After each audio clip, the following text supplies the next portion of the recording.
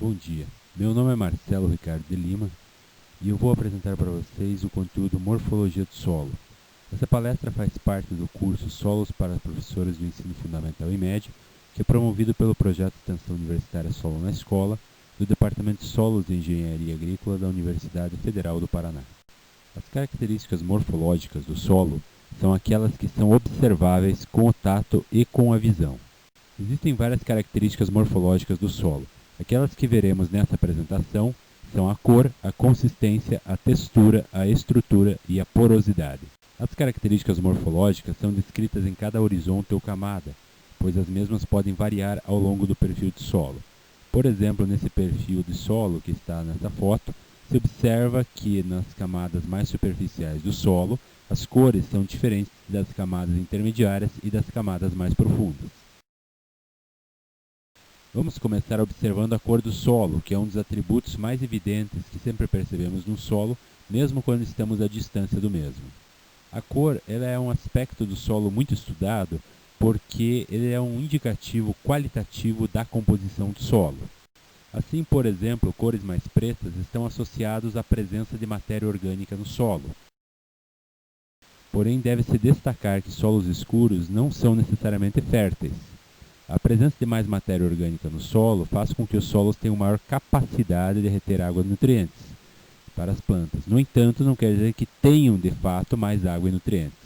No solo visto nesta foto, é um solo que, apesar de ter bastante matéria orgânica, é um solo que apresenta muito pouca fertilidade química natural. Também não deve-se imaginar que solos escuros são sinônimo de solos orgânicos. No solo dessa foto, por exemplo, apesar de ser escuro, é um solo no qual predomina a matéria mineral e não a matéria orgânica. As cores amareladas e avermelhadas nos indicam a presença dos oxidróxidos de ferro, que são componentes do solo que serão melhor detalhados na aula sobre composição do solo. Quando a cor é mais amarelada, está relacionada a um oxidróxido de ferro, normalmente denominado de goetita. Já as cores avermelhadas estão relacionadas a outro oxidróxido de ferro denominado de hematita. É muito comum nos livros didáticos de ensino fundamental e médio encontrarmos citações da chamada terra roxa, que é um solo de coloração bastante avermelhada devido à presença de bastante hematita na sua composição.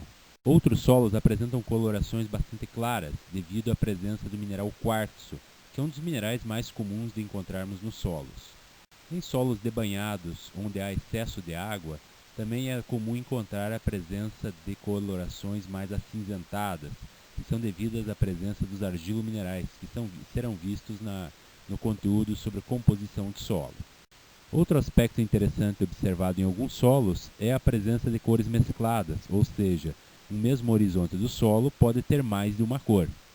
Os pedólogos, que são os profissionais que estudam o solo, utilizam uma carta padronizada para a descrição da cor do solo, que é chamada de carta de Mansell. Como se observou, os solos podem apresentar várias cores. Então, uma ideia interessante é fazer uma coleção de cores de solo com seus alunos. Uma das características mais evidentes do solo é a sua cor. Se observarmos nesse perfil de solo, veremos que a parte mais superficial do solo apresenta cores mais escuras. A parte intermediária do solo apresenta cores amarronzadas e a parte de baixo apresenta cores mais acinzentadas. Bem, vamos discutir por que essas cores. As cores de cima mais escuras são devidas justamente à presença de matéria orgânica. No entanto, não deve-se imaginar que um solo escuro é necessariamente um solo orgânico. No caso desse solo, apesar de ser escuro, é um horizonte onde predomina a matéria mineral e não a matéria orgânica. Neste horizonte do meio, que é mais marrom, já há matéria orgânica, mas em menor quantidade. Por isso não há essa evidência de cores escuras. Neste caso, quem dá essas cores mais marrons é justamente os óxidos de ferro, que são um componente que dão cores amareladas e avermelhadas aos solos. E finalmente, na parte de baixo, essa cor mais acinzentada é devido à presença de um outro grupo de minerais do solo, que são os argilominerais. Para observar melhor essas diferenças de cor, deve-se pegar amostras de cada parte do solo e colocar na mão. Aqui fica mais evidente a diferença de cor entre a parte superficial, a parte intermediária e a parte mais profunda do solo. Dessa maneira, conseguimos perceber melhor as diferenças de cor existentes no perfil de solo. Vamos ver agora outro atributo do solo, que é a consistência. A consistência é a dureza do solo quando ele se encontra seco, sua friabilidade quando ele está úmido e sua plasticidade e pegajosidade quando ele está molhado. Para determinar a dureza de um solo, pegamos um torrão seco entre os dedos e tentamos quebrá-lo. Alguns solos vão se esfarelar com facilidade, que são solos soltos. Outros, mesmo com as duas mãos, não conseguiríamos quebrar, que são os solos extremamente duros. Para determinar a friabilidade, procederemos de maneira semelhante, mas desta vez com um torrão de solo úmido. As classes de friabilidade vão de solto a extremamente firme. Para determinar a plasticidade, pegaremos uma amostra de solo, a qual será molhada e amassada com as mãos até ficar com uma consistência de massa de modelar. Em seguida, tentaremos fazer uma minhoquinha com essa amostra. Em solos não plásticos, não será possível fazer a minhoquinha. Em solos ligeiramente plásticos será possível, mas ela não será muito fina, nem será possível dobrá-la. Já solos plásticos, a minhoca já fica mais fina e também é possível dobrá-la sem dificuldade.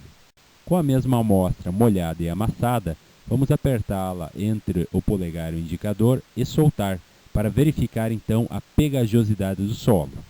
Solos não pegajosos não vão grudar em nenhum dos dedos. Solos ligeiramente pegajosos vão grudar em apenas um dos dedos, e solos pegajosos irão grudar em ambos os dedos. Para determinar a pegajosidade do solo, que é um aspecto de sua consistência, vamos tomar uma amostra desse solo. Se ela não estiver muito molhada, vamos adicionar água à mesma para ficar molhada, mas não encharcada. Após amassarmos bem a amostra, iremos determinar a sua pegajosidade. Então, inicialmente, temos que espremer essa amostra entre os dedos, de maneira a quebrar todos os agregados que existem na mesma. Posteriormente, verificaremos entre o polegar e o indicador se o solo está grudando ou não. Se o solo não grudar a nenhum dedo, diremos que o solo é não pegajoso. Se, porém, ele grudar a apenas um dedo, diremos que o solo é ligeiramente pegajoso. E se ele grudar em ambos os dedos após separá-los, diremos que o solo é pegajoso. Bem, após amassar bem a amostra, vamos então fazer o teste da pegajosidade. Vamos pegar uma amostra bem amassada, apertar entre o polegar e o indicador e posteriormente soltar. Notem que nesse caso a amostra grudou em apenas um dos dedos, caracterizando que é um solo ligeiramente pegajoso. Outro atributo importante do solo é a sua textura. A textura nada mais é que a proporção relativa entre as frações granulométricas que existem no solo, ou seja, a areia, o silt e a argila. A areia são partículas individuais de solo com diâmetro entre 2 mm e 0,05 mm. O silt, que em alguns livros também é chamado de limo, são as partículas de solo com diâmetro entre 0,05 e 0,002 mm. E a argila são partículas menores que 0,002 mm. Você verá mais detalhes sobre areia, silt e argila na aula sobre composição de solo. No entanto, é necessário tomar atenção, pois é muito comum as pessoas confundirem textura com consistência. Esse erro, inclusive, é bastante frequente nos livros didáticos de ensino fundamental e médio. Para determinar a textura, morfologicamente, vamos pegar uma amostra de solo, molhar e esfregar com intensidade entre o polegar e o indicador. Ao esfregarmos entre os dedos uma amostra de solo arenoso, vamos sentir bastante aspereza e barulho. É um solo que tem no mínimo 70% de areia, mas apesar disso ele também possui silt e também possui argila em menor proporção. Solos siltosos são muito pouco comuns no Brasil, porque em geral são solos mais jovens. São solos que apresentam menos de 35% de argila e menos de 15% de areia. A sensação ao tato é bastante sedosa, como talco ou pó de base molhado. Solos argilosos são muito comuns no Brasil. eles apresentam entre 35% e 60% de argila. São solos que, ao serem esfregados úmidos entre o polegar e o indicador, nos darão uma sensação de material fino, com muito pouca areia. Os solos muito argilosos têm mais de 60% de argila. A sensação ao tato é muito fina, praticamente sem sentir areia e pegajosa. Esses solos, assim como os solos argilosos, em geral são mais resistentes à erosão e também apresentam maior capacidade de reter água e nutrientes para as plantas. Os solos de textura média apresentam menos de 35% de argila e mais de 15% de areia. São solos que apresentam uma sensação intermediária entre aqueles solos argilosos e arenosos, ou seja, ao mesmo tempo, ao esfregar uma amostra molhada entre os dedos, você sente uma sensação pegajosa, mas ao mesmo tempo áspera.